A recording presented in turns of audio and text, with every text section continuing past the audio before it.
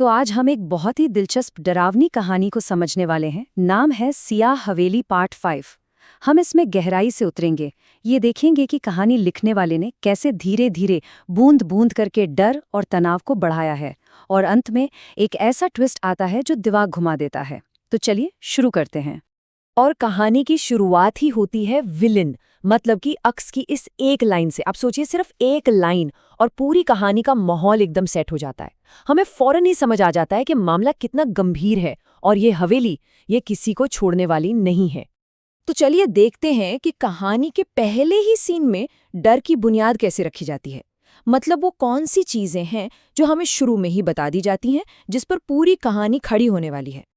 तो हमारे सामने है कहानी के कुछ मेन पिलर्स। एक है हमारी हीरोइन जोया, जो सच की तलाश में है। फिर है उसका दोस्त अरसलान, जो बेचारा बुरी तरह डरा हुआ है।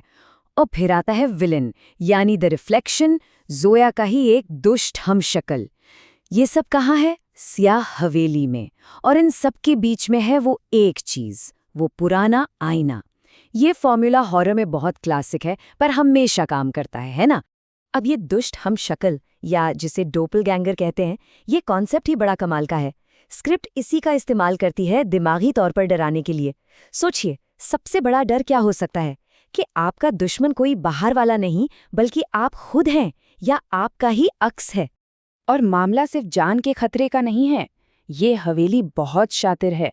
ये अपने शिकार पर सिर्फ फिजिकली हमला नहीं करती, बल्कि एक दिमागी खेल भी खेलती है।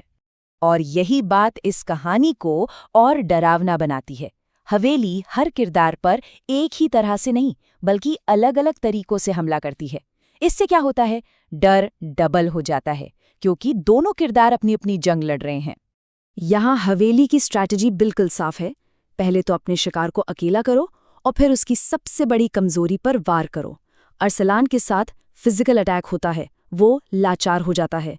वहीं दूसरी तरफ जोया है, उस पर हमला होता है साइकोलॉजिकल।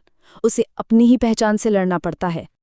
और फिर आता है कहानी का टर्निंग पॉइंट, जब जोया को एहसास होता है ये सब एक धोखा है, ये आईना हमारे दिमाग से खेल रहा है। यहीं पर लड़ाई का पूरा मतलब बदल जाता है। अब ये सिर्फ जान बचाने की दौड़ नहीं है, अब ये सीधे सीधे उस आईने के खिलाफ विल पावर की जंग है। और इसी के साथ हम पहुंचते हैं कहानी के क्लाइमैक्स पर, जहां वो अक्स लड़ाई को एक ऐसे मोड़ पर ले आता है जो फिजिकल होने से ज्यादा इमोशनल और कंफ्यूजिंग है। यहाँ एक बहुत बड़ा सवाल खड़ा होता है ना? कोई ऐसे दुश्मन को कैसे हरा सकता है जो हूबहू आपके जैसा दिखता हो? जब लड़ाई किसी और से नहीं बल्कि खुद से हो, तो क्या करें? तो होता क्या है? अक्स आईने से बाहर निकलने की कोशिश कर रहा है। जोया एक भारी सा लैंप उठाती है, जाहिर है शीशा तोड़ने के लिए। लेकिन जैसे ही वो ये करने वाली होती है, अक्स अपना असली पत्ता फेंकता है।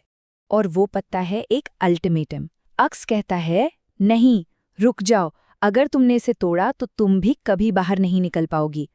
मतलब एक ऐसी सिचुएशन जहां जीत हो ही नहीं सकती।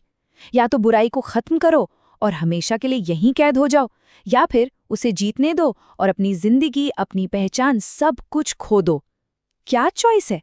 और इस नामुमकिन चॉइस के सामने जोया एक फैसला लेती है। वो कहती है, धोखे की जिंदगी से बेहतर है सच की मौत। वो अपनी जान से ज्यादा बुराई को खत्म करने को जरूरी समझती है। सच में एक बहुत ही पावरफुल मोमेंट है ये। तो आईना टूटता है, एक चीख गूंजती है, और एक पल के लिए लगता है कि चलो सब खत्म, बुरा सपना खत्म हो गया। लेकिन कहानी यहाँ खत्म नहीं होती। स्क्रिप्ट का जो आखिरी सीन है, वो हमारी सारी उम्मीदों पर पानी फेर देता है। तो हम देखते हैं कि जोया आईना तोड़ देती है। ये वो पल है जब हमें लगता है कि हीरो जीत गया, उसकी कुर्बानी काम आ गई। फिर वो हवेली के बाहर होश में आती है। वो और अरसलान दोनों आज़ाद हैं। सब कुछ ठीक लगता है। हमें एक पल के लिए सुकून मिलता है कि चलो एक हैप्पी एंडिंग हुई।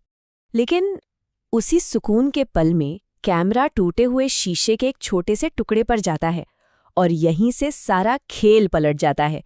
यहीं पता चलता है कि आईने का असर अभी खत्म नहीं हुआ है। और फिर एक के बाद एक चीजें सामने आती हैं। जोया उस टुकड़े में अपना अक्स देखती है। उसकी आंखें पूरी तरह से काली हैं। और फिर वो बोलती है, पर आवाज उसकी नहीं, उस अक्स की है। और यही वो भयानक सच सामने आता है जिसका हमें डर था। जोया जीती नहीं, वो हार गई। और कहानी की आखिरी लाइन है, हम आज़ाद हैं। जोया की आवाज़ में नहीं, अक्स की आवाज़ में। यहाँ मैं नहीं, हम शब्द का इस्तेमाल हुआ है। और ये एक शब्द ही सब कुछ साफ कर देता है। इसका मतलब है कि जोया के शरीर पर अब उस अक्स का कब्जा है। वो शैतानी ताकत खत्म नहीं हुई, वो बस जोया के अंदर छिप गई है। तो आखिर में ये कहानी हमें एक बहुत ही बेचैन करने वाले सवाल के साथ छोड़ जाती है कि जिंदा रहने की असली कीमत क्या है? क्या हर जीत सच में जीत होती है? या कभी-कभी, खासकर जब सामना असली बुराई से हो, तो कुछ जीत हार से भी बदतर होती हैं।